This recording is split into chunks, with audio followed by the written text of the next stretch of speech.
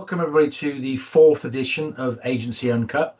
Today we're going to talk about another one of our favourite topics, which is single agent. And what I mean by single agent is I mean one person dealing with everything.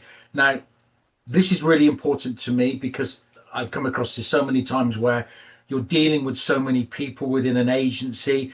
And I think it's frustrating from an agent when you're trying to get chain details or understand what's going on. But it must be incredibly frustrating for a seller because they're going from the person that's come out to see them, so let's call them a valuer or a lister, to the negotiators in the office, to potentially a sales progressor when it sells, and then obviously, handover. So they're seeing at least three people or speaking to at least three people. That doesn't necessarily include whether they've got viewing assistants, which probably is another podcast for us. So it could even be four people. So I'm going to break it down on my understanding of how I see it, and I'll get your guys' input. So it's traditional high street. You call them. They have a couple of listers or a couple of valuers. They go out and they'll basically give you a price for your house. Now, we all know, because we've just had this conversation off camera, that they're not accountable. They're not any of us where that owner can ring us up at any time and say, you said you get me this price, you said you get me viewings, you said it's worth that. They're not ever going to be seen again. I say this to everybody I go and see on a market appraisal, that the only person in that estate agency office that has seen your property now becomes the only person not selling it. How does that work? I just don't get it. So take that aside. So that the lister comes out, it's probably worth 800. He says 1 million, quotes a ridiculously low fee because he's obviously incentivized to get the listing. He doesn't care. Why would he care? He's not going to call you again. He's not going to see you again. It just goes into the negotiators in the office that have now got to try and deal with this property that may or may not be overpriced, but probably is. It's a low fee. They're then obviously arranging viewings. Now, Jacob probably knows more than I what high street estate agent negotiators get paid. Decent basic wage, but absolute peanuts for selling. So they don't really care whether they're kind of doing viewings or not. It's probably a hassle to them. So they'll employ key holders or whatever you want to call them, viewing assistants.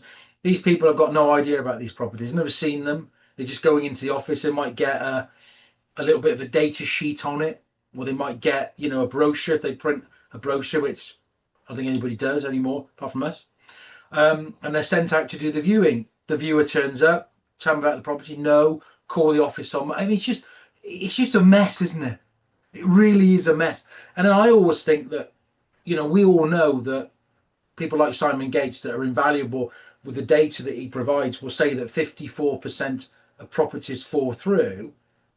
And there's a local estate agent to me, she's exceptionally good, and she did a post a little while ago saying, selling your house is a flip of a coin, and you wonder why. Because people are dealing with the most expensive commodity anybody's had. They've never met the buyer. They've never met the seller. They've never seen the house. How does that work? And it's become very acceptable. That is the norm. That is exactly how the process works. And I think for clients or for sellers, when they don't have any choice, it's simply that is how it is, with slight variations of what you've said there, but on a whole, absolutely, that is exactly how it works. So the person or people, because even if you are dealing with one sales negotiator, they will have days off, they will have holidays, so there will be other people stepping in, and they've never seen your property. I dealt with a chain, and it was a little while ago, and when I was trying to get an update on the chain from another local, well thought of agent, I spoke to them. I got through to, let's say, Jenny. It's Jenny, right? Jenny, you need to speak to Sharon. Sharon's dealing with this property. Okay, where's Sharon? She's on leave. Okay, great. Well, when's Sharon back? In 3 weeks. Is there anyone dealing with the property while Sharon's absent? No. Joking. That was it. I think it's easier from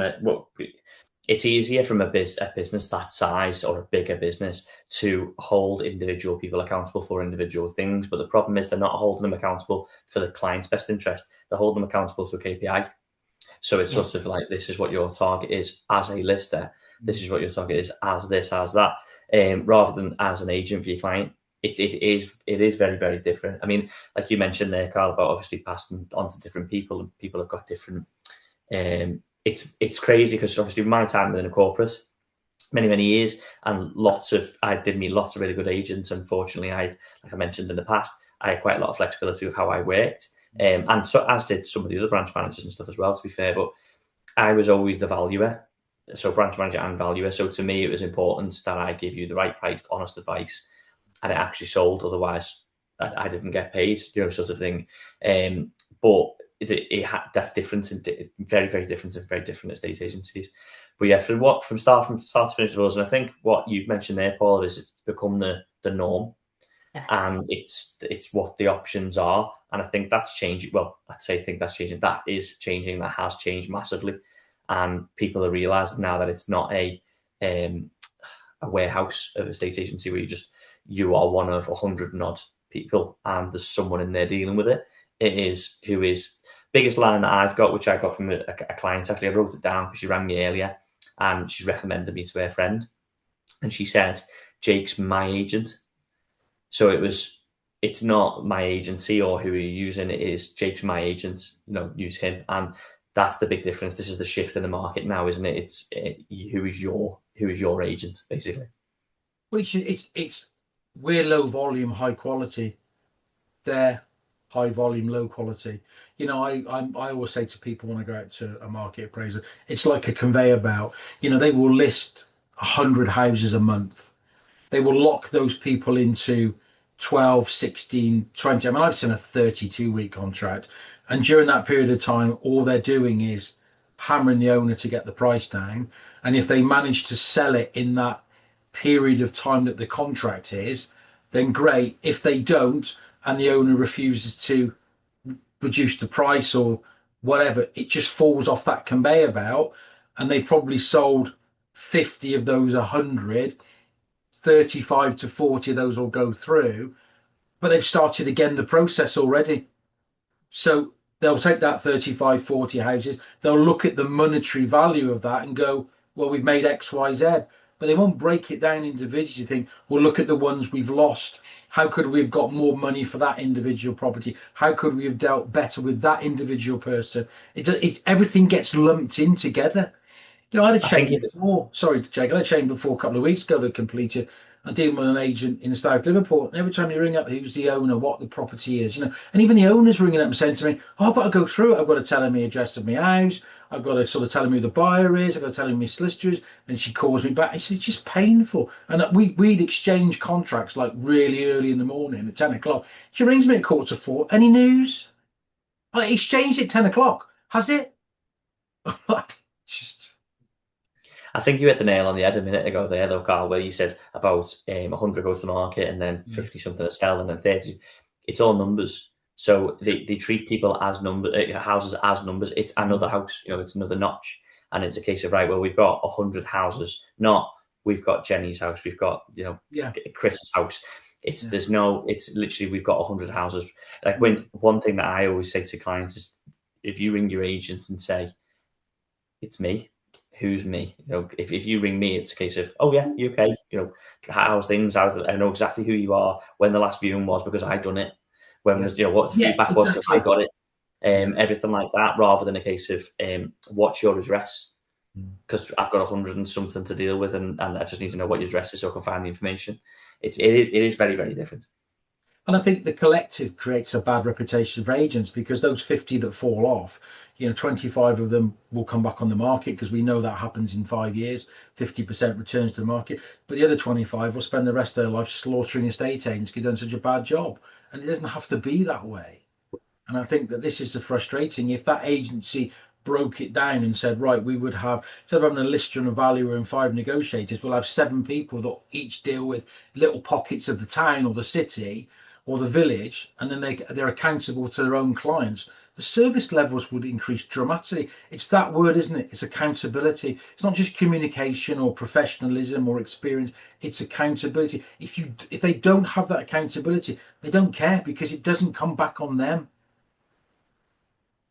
And that's what's really frustrating. Talk about accountability, isn't it? It's not about experience. It's not about anything else. And I think that until agents deal with accountability, we'll have these ongoing problems. And I was saying, if you had somebody in the office that was dealing with Ormskirk and somebody that was dealing with Orton and somebody that was dealing with Birkdale or Southport or whatever, then ultimately they would have their own patches and they would be accountable to those owners.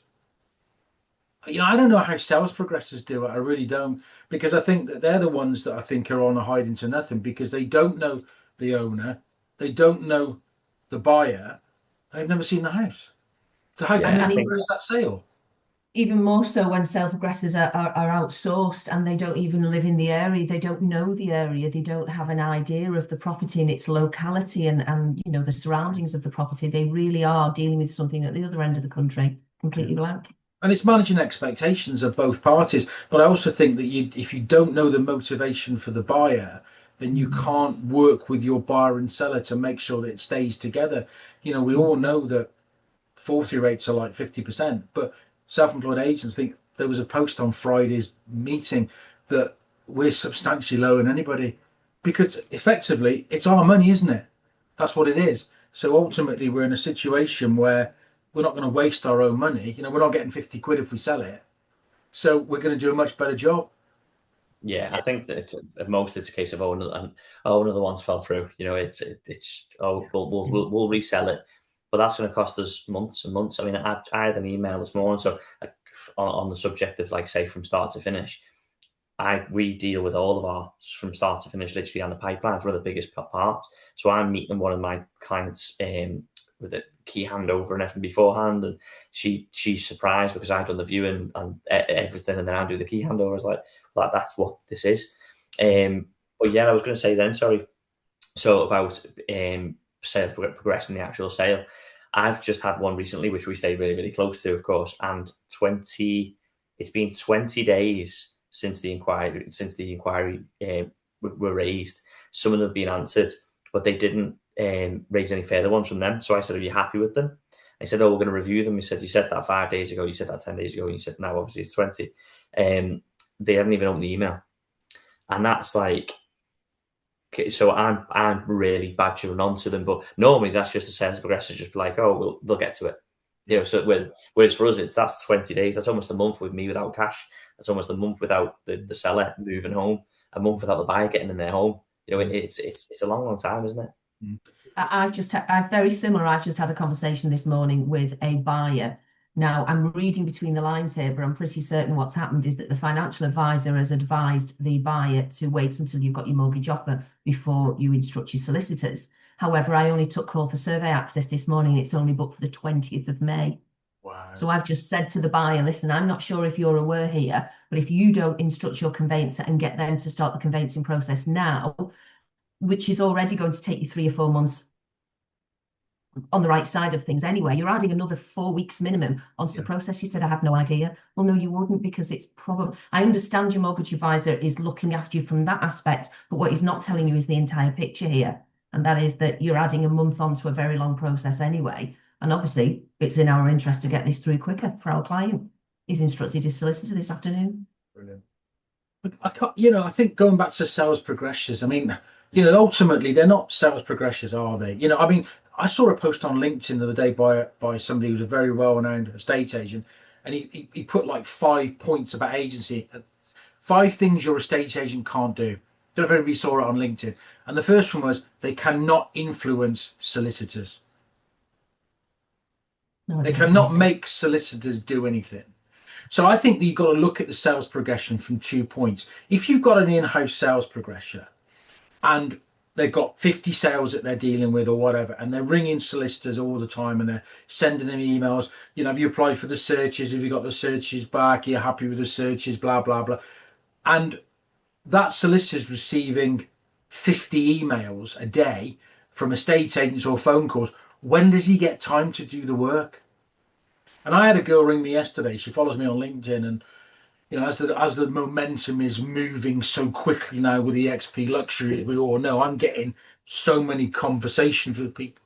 And she said, oh, we're going to do this and do that in conveyancing. And, it's all the same thing. We pay referral fees and we do this. And I said, why don't you just blind copy agents in on emails? You would dramatically reduce your inbound traffic. Now, I don't know if that's a GDPR issue. I don't know. I'm not sure. You know, maybe I've had some solicitors copy me in, right. but Maybe the client it's very much in the minority. has to agree to do that. But if they just copy the agent in, how much work would that save them? They would get no traffic because that agent is being updated every time something happens. It's common sense, isn't it? To ask. Yeah, no, there's no questions to ask. No. You're being given the information. They're being proactive. That's what everybody needs to do. Be proactive. And if a week goes by and you see that they've not raised any further inquiries, like Jake's just mentioned, you can jump on it, can't you? Because you've noticed that nothing has happened. And it was like, oh, that's a good idea. And I thought, well, obviously, if you think that's a good idea and don't do it, guess who's not using your services? So I think that there's so many things that they can do, but it's a little bit antiquated and you know, sort of set in the times where they'd not changed. I think emails probably made the majority of people in this industry lazier because you can just send an email, it's done with. You're right on that. I think that's what a lot of these sales progression companies as well is. It's easy money for them. So we as agents pay them a fee for sales progression, and it's all automated. So think about the way like AI and stuff like that is going now. It is obviously we know crazy, but people are using that now because I've done one recently, and that is literally the updates that I get is a ping to me email from an automated thing that just says search and receive and stuff. But that's the exact same as having a portal with a solicitor and they just click it. But it's only as good as what people put into it. So if they don't click it that it's done, we don't think it's done. Whereas if you pick the phone up and say, oh, that's not done yet, but it's getting done tomorrow, it's again personal. We all come back to it, doesn't it? It's personal, tailored. Yeah. I worked with a solicitor who had the online portal, fantastic, but clients would complain because it wasn't updated, and it wasn't. So they just stopped using it. As opposed to actually getting the staff to input the information, which would be, you know, straight there in the client's hand, they just stopped using it. But they just CC people in, they wouldn't need to do that. You could save yourself a fortune as an agent because ultimately you would have to employ a sales progressor. You could just say, well, or you could say to the solicitor, copy me and your client in. Why can't you do that? That would be sensible, wouldn't it? Circling back to that though as well, like say about the difference between ourselves, where it's one person through the whole journey. There is no incentive for staff to complete it right, and it's going to be really hard to just manage the staff to make sure they're clicking things because there's no incentive to do so. Whereas obviously if it was personal estate agency in that sense, and it was a case if they said, right, can you update the portal because we know where things are up to, you'd update the portal because it benefits everyone, doesn't it? Yeah. Going back to what you said before, Jake, you know, we live in a world where people do say, I say it, I'm just going to my beauticians, I'm just going to my hairdressers, you know, have you got and my jewelers? Well, these particular people that you buy into, and to hear people saying my estate agent, that's really where we want to aim. That's where we want to be. But this is where every other good quality estate agency market globally is. Australia, Canada, America, Dubai. You know, I think I remember going to a Fine and Country conference many years ago, and there was a chart on when David Linney was running it, and he's an incredibly good estate agent. And he said, you know, where do you see estate agents? And they were kind of like at the bottom. Luckily, we were in front of solicitors, and also in front of MPs as well, which is a good shout. But my point is that what it said was that I just completely lost my train of thought. We were talking about people having a personal estate agency. Yeah, sorry. Yeah, I don't know what I was going to say. Sorry, I'm waffling. Just you talk about what you said. No, but you know what? I put a post on Instagram earlier on, and it comes off the back of that. So I'll save you, Karl. Don't worry. I've got to think what I was going to say now. It's just gone from my head. Yeah, so I put a post on, and it was literally, I done a search about, we knew this anyway, but I done a search to get some actual figures on it. And it was which countries or countries are the slowest from under offer to completed. And it's England and Wales. Yeah. So we're literally the slowest from under offer to agreed are 130 something days. National average at the moment is 150, which is just crazy, but 130 something days. Australia's 42, and the US is 58. So why is it so slow? The shift in estate agency has been an awful long time coming, an awful long time. But the momentum is here and it is not going away. It is growing and it's all for the benefit of the client. Yeah, I remember now. So it's the top 50 estate agency countries in the world. And I think UK was like 49th in terms of the way things are done. It was behind, you know, some countries it shouldn't be behind. Do you know what I mean? It was that bad. I mean, I remember when I worked in the Middle East, in Dubai, you know, you'd sell a property and you literally would do the memorandum of sale and you'd say to the buyer, when do you want to complete? Oh, I want to complete next Tuesday. Right, meet me at the transfer office. The seller's there, you're there, you go in, you sit down with the notary. He says, I've got your checks, here's my checks. Give it to the buyer if you got it. Stamps the transfer, gives you a printed out title deed that he's just done on his inkjet printer. Done, you move on. Next one. That's it. What country is that, Carl? Where? What country is that? In Dubai. That's how it's done. I'm just sorting some flights out now. Do you think we are with the obviously with the age of property here and the you know, behind other titles, everything, nothing's digital, is it? We've got years of titles to go through. Yes. Yeah, look, you know, they've not got grade 2 listed church conversions, have they? So I do get that, and there's obviously a lot of different moving parts to our market. But I think that at the end of the day, if you probably broke down the amount of man hours, if two conveyancers sat in a room together and they said, right, we're going to get this through, and they said, right, what do you need, what do you need, what do you, and they did it all, it probably would be 6-7 hours of work. It's dragged out 150 days.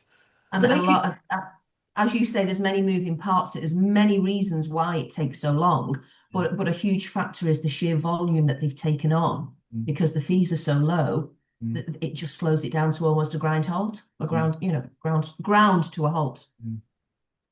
This is something that really frustrates as well, and this gives more work to solicitors. Is how many times you send out a memorandum of sale and get an acknowledgement?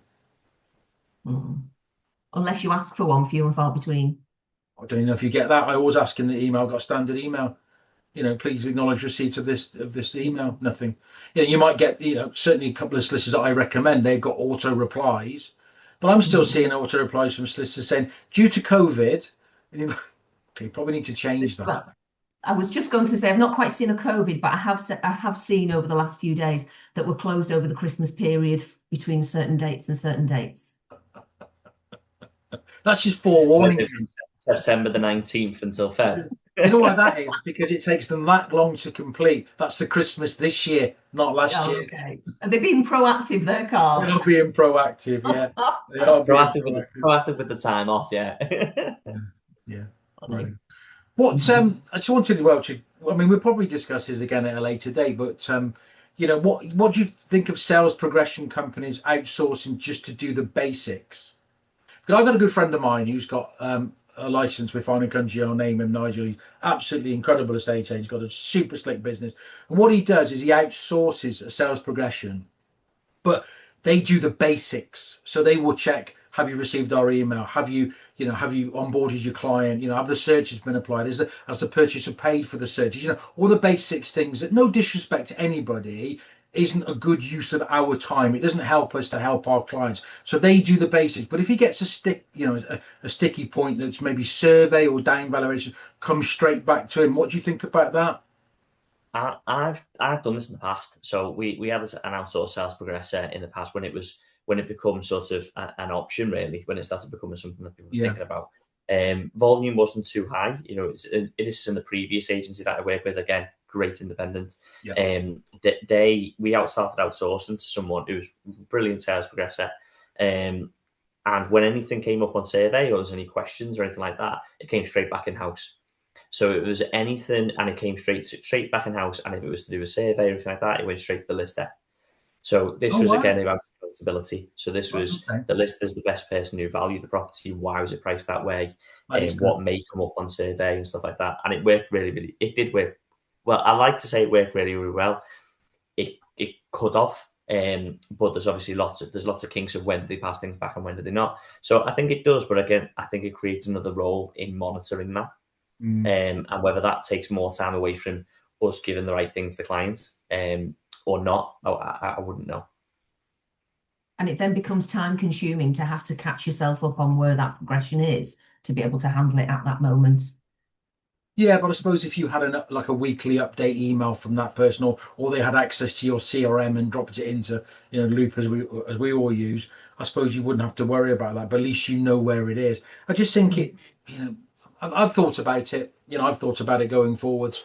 I think when you do volume, it's worth it. I mean, we don't do volume, but individually, but if you're doing volume, it might be worth considering because it just deals with all those minor details, really. Because a lot of these sales progression companies, when you talk to them, they've been conveyancers. You go to a sales progression company and what did you previously do? I was a hairdresser. They're not really sales progressors. I'm not being disrespectful to hairdresser. My mum was a hairdresser, so was me nan. My point I'm trying to make is they're not experienced in conveyancing. I'm not experienced in conveyancing. I don't pretend to know the conveyancing process. I know enough about it because I've dealt with it. I've moved house multitude of times, and I've obviously done this job for a long time. But generally, if there's things that come out, I call upon a local solicitor that I use and I question him, and he's very good at helping me. But these people aren't experienced, so the solicitor could tell them a load of nonsense. They'll write it down and think it's correct. Yeah, for the record, I'm not saying to say nonsense. Previous experience, same sort of thing. Obviously, I had a weekly meeting where it was a case of update and see where each case is up to. But then it was a case of whether the CRM was updated. They have access to it, but whether it was updated properly. But I think, again, it all comes down to accountability. If you've got a sales progressor who's going after volume and they're dealing with loads of agents, in my opinion, I wouldn't bother. If you can get a sales progressor that deals with just your cases and you can have that responsibility and that accountability with them, and they don't get paid until it completes as well, so the accountability is even more so there, then there's no reason why it wouldn't work. I think it's just a case of making sure that, again, people are accountable, accountable to what they're supposed to be doing. But I think most sales progression companies are effectively no sell, no fee, aren't they? Yeah, but I think they take on. Then that's why they go after volume. I think then they go after loads and loads of agents. Then we better doing like 50% upfront and 50% on completion or something. Yeah, I think they're great for volume, aren't they? But I think it comes down to, like you've just said, it's only as good as the person, the sale progressor who's actually dealing with it, and they need to be fully accountable. Which brings us back to why we're all sitting here as personal estate agents, because we are fully accountable from A to Z. Yeah, and it's not just the listing or the sales progression. It is the viewings. They're an integral point. I've got my property information questionnaire that we have, and I give it to my owners, and they're like, "Oh, it's not a work con." I'm like, "Yeah, but I need to know all the facts." If someone says, "When was the boiler serviced?" or "When did you replace the roof?" or "When you did the extension," etc., I need to have that information. I can't say, "Oh, ring the office on Monday. Someone will be able to answer." That just loses confidence in the buyer. I need to be answering those questions. Plus, you need it as part of your, maybe your presenter-led video, or part of your brochure, or your online listing, or your social media, whatever. You need to be giving out that information, and they just don't, do they? I had a client of mine that was buying a house that I knew full well the track that was blanked out by the agent he was buying through didn't belong to him, and he argued it with me, and I said, "Yeah, that's not yours. I've seen that property sold before. What happened? Contract comes through, title plan's not his. It fell through, goes back on with a different agent, and the track's removed." Again, that's the difference, isn't it? Because it's what they're targeted on. Some agents are targeted on getting sale agreed, so just getting properties under offer, all listed. So you've got a lister who's being targeted on listing a property to market, get paid a salary anyway, just as long as he hits his numbers. Or he or she, and then sales, obviously people who sell them just get it under offer. It might fall through in 2 weeks because you haven't given all the information. Whereas for us, it's a case of, I want the key handed over. Whatever we need to do from now until then to get the key handed over and get you into your new home and the seller out of their home. Yeah, good. All right, look, I think we've come to the end of this one. I think what we do is next time, let's pick up on this again, because I want to talk about things like open days. I want to talk about things like viewing assistants. I don't think we've really discussed that and viewing. So you up for that? Absolutely. Sounds good. All right, thanks, guys. Appreciate everything. Catch up with you soon. Cheers. Thank you.